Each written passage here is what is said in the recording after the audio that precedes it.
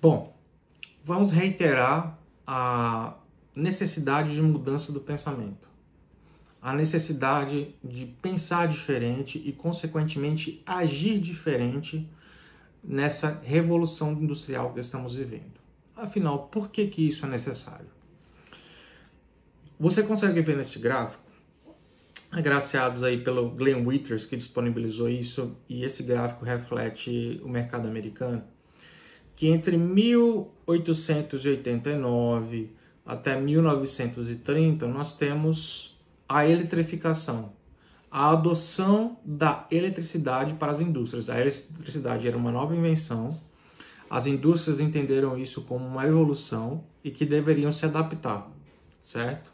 Antes da eletrificação, basicamente reinava a máquina a vapor, que já era uma evolução da forma como nós fazíamos produtos manuais, né? Então fazíamos produtos de formas manuais, nós tivemos a máquina a vapor e aí chegou a eletricidade. Essa foi a segunda revolução industrial.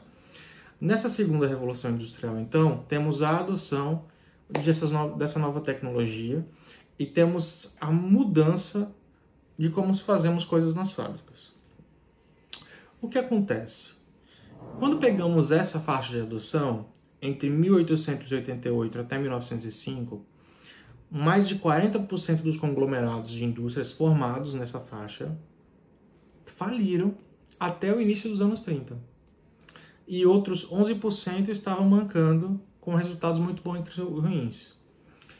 Dos conglomerados que sobreviveram, a maior parte se tornou menor, ou seja, tiveram a sua participação de mercados reduzida, né? Esse estudo do Richard Caves também traz uma diminuição de participação de 69% para 45%, aí citados pelo McAfee e pelo Bill Johnson em Machine Platform Crowd. Então nós entendemos que diminuiu. Mas por que isso aconteceu?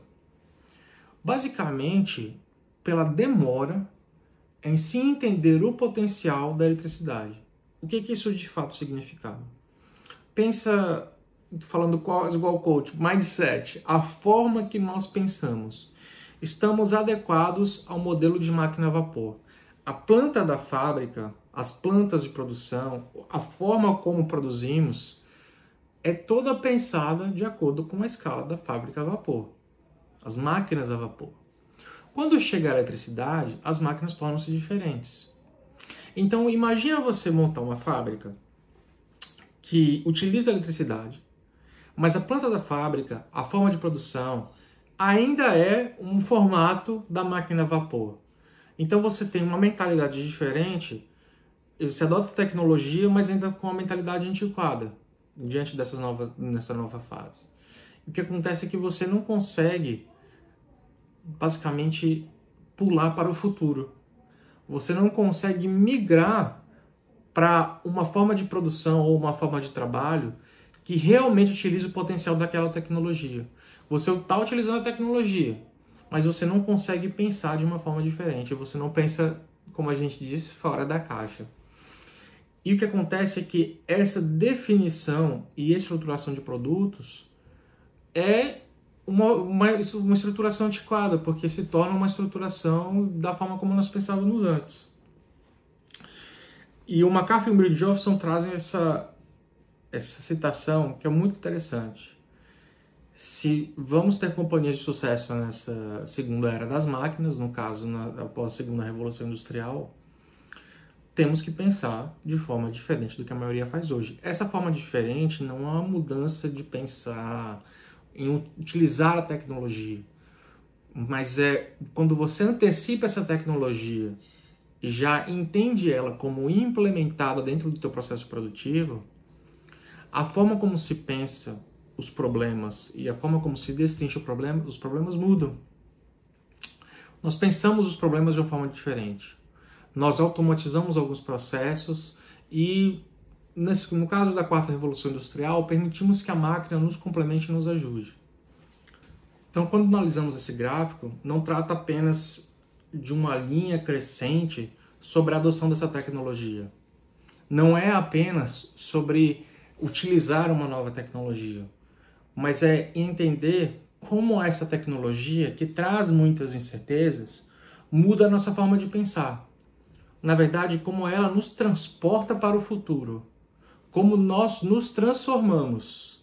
Então, para melhor entender as incertezas que estamos vivendo no dia de hoje, a história nos ensina que temos que repensar a nossa transformação como profissionais, como empresas. Basicamente, estamos cercados de dúvidas, como que as tecnologias habilitadoras da quarta revolução industrial vão nos atingir ou vão modificar o mundo e as sociedades. Veremos um pouco disso na parte histórica, sobre as transformações. Mas a partir disso, como é que nos preparamos e antecipamos essas transformações? Como já nos tornamos uma empresa do futuro hoje? Esse é o grande questionamento. Então, uma mudança de mentalidade acerca das consequências dessa tecnologia no nosso dia a dia não é sobre ter um pensamento diferente ou soar mais tecnológico. Trata-se de adquirir hábitos, costumes, práticas, métodos do futuro, antecipados para o dia de hoje. Assim nos tornamos mais preparados. No fim das contas, então, é tudo sobre estarmos preparados para o futuro, preparados para as incertezas. E diante de um mundo de incertezas, cultivarmos o que queremos desse futuro. Como então você consegue refletir as tecnologias que estão surgindo hoje? Temos uma série de tecnologias habilitadoras da quarta revolução industrial. Temos inteligência artificial, temos uso de blockchain e criptomoedas, que é basicamente a codificação do dinheiro em termos digitais. Temos carros autônomos, temos computação em nuvem e várias delas. Como você imagina essas tecnologias impactando a sua vida daqui a alguns anos? Como você imagina o teu dia a dia sendo transformado por essa tecnologia daqui a alguns anos? Tome algum tempo para refletir e pense sobre a popularização dessas tecnologias. Carros autônomos, carros voadores, inteligência artificial, os tipos de startups que devem surgir daqui para frente. Tente fazer um exercício de incepção e um exercício para tentar refletir o potencial de transformação que essas tecnologias podem trazer para a tua vida. E a partir do momento que você imagina como a tua vida pode ser transformada, que tipo de profissional você se tornaria então? Que tipo de profissional você seria no futuro que você pode se antecipar e já tornar-se hoje?